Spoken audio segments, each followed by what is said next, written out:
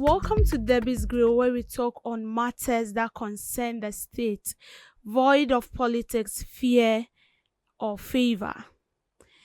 There is a trending issue now on board, and you see, it's becoming very, very interesting.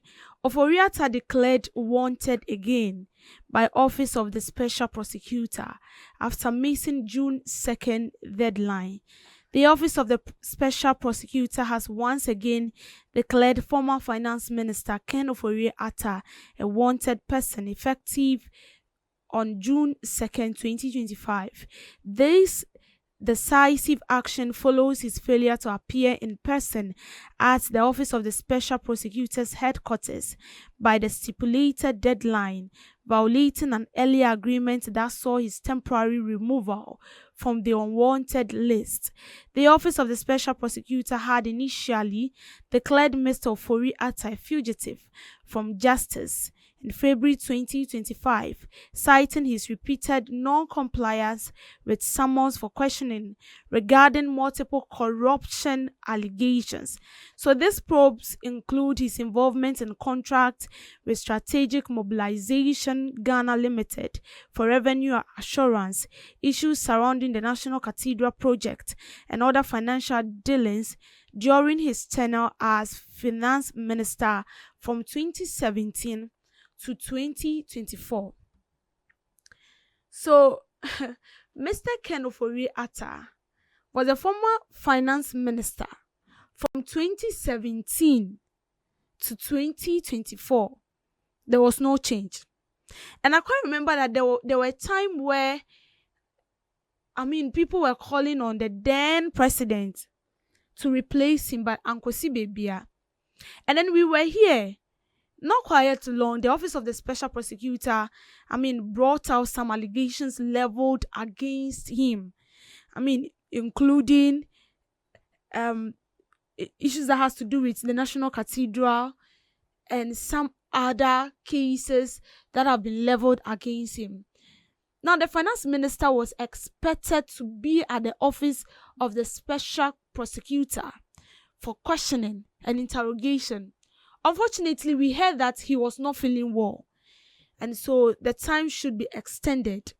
And it was extended to June 2nd. And June 2nd was yesterday. And to our utmost surprise, Mr. Ken Ofori-Atta is still not feeling well.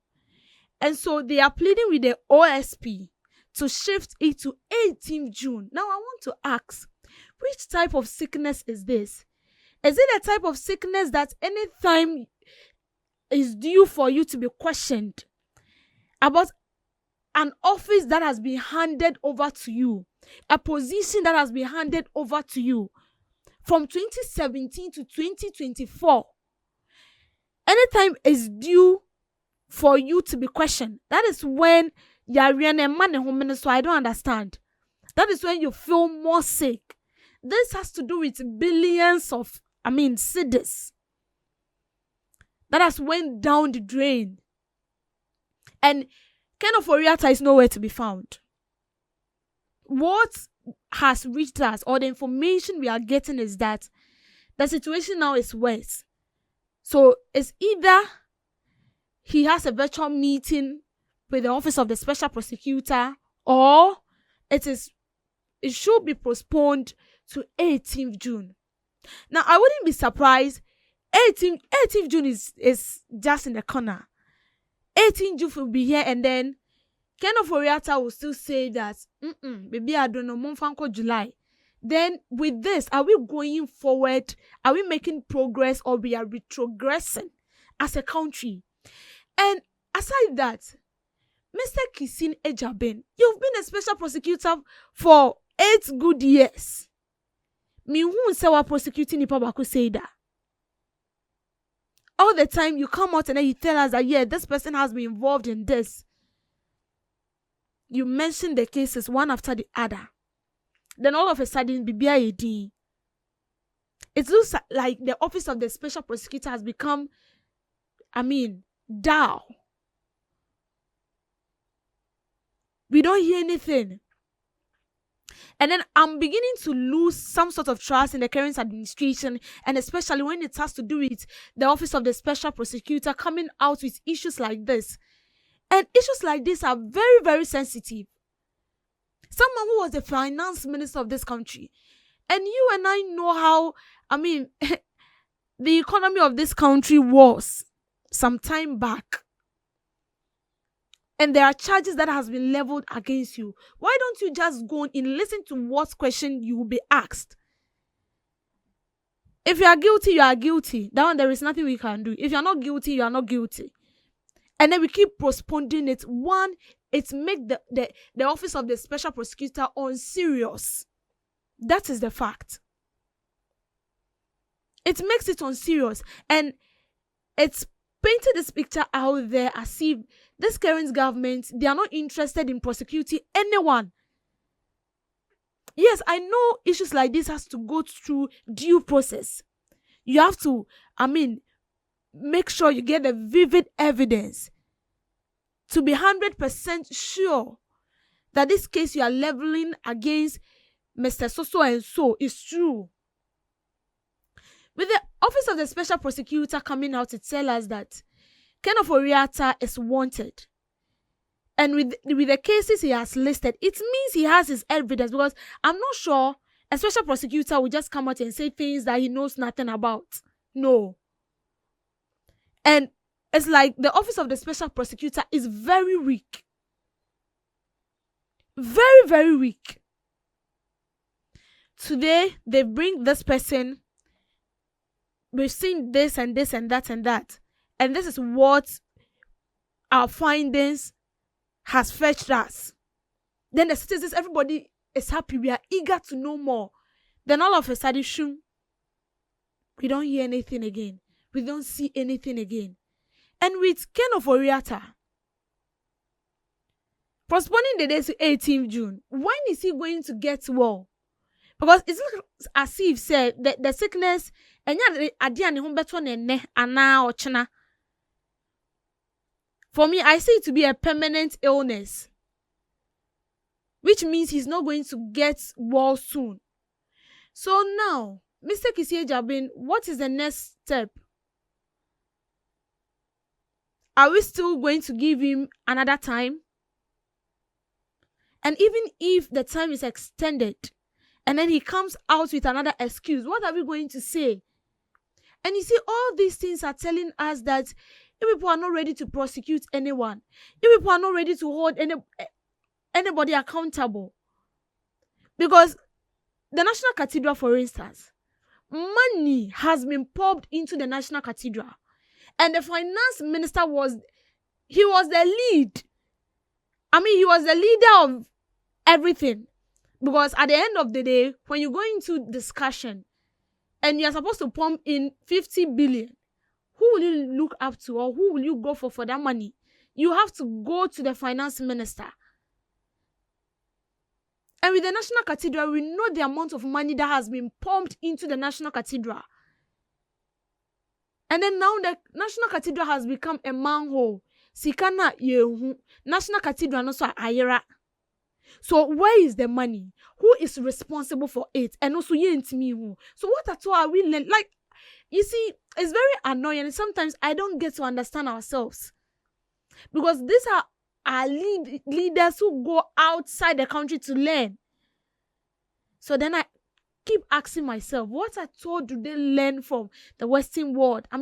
You read profile of people getting PhD, masters in this and that and that.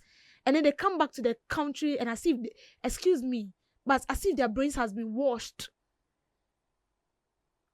And then you see nothing. So the National Cathedral is nowhere to be found. The money that has been pumped into it is also nowhere to be found. The person who is responsible for it, we cannot find the person. So are we saying that it is ghosts? Or the board of members that has been appointed were ghosts? And the money that was allocated for the National Cathedral, was it spent? A question. Was it disbursed to people? No one knows. So the Office of the Special Prosecutor, please, You can't be playing with our feelings. So this is a sensitive issue. I remember the first time this issue came about, it was a talk of town, because we know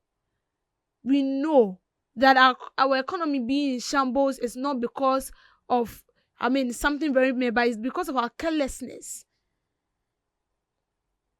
and how wrongfully we spend as if the money is ours, forgetting that it's for the taxpayers.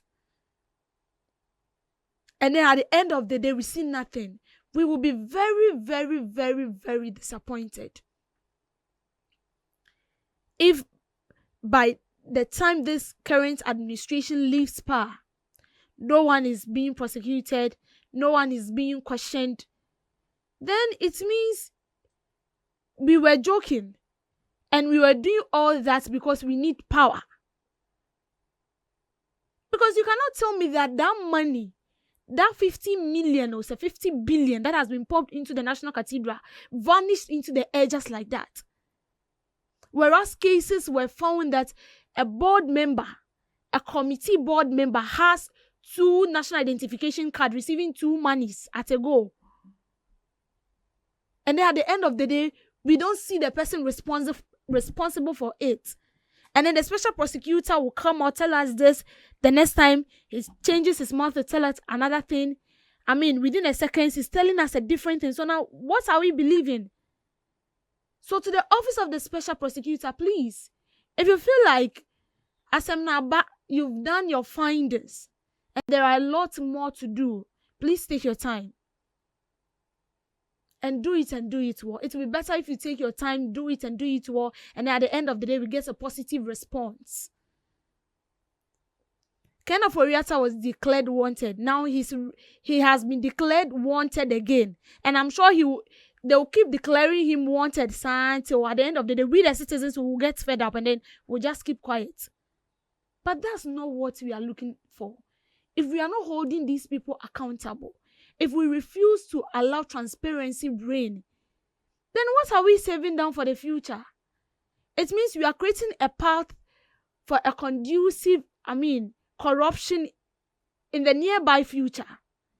If no one is prosecuted today, then we should be rest assured that similar incidents will occur in the future.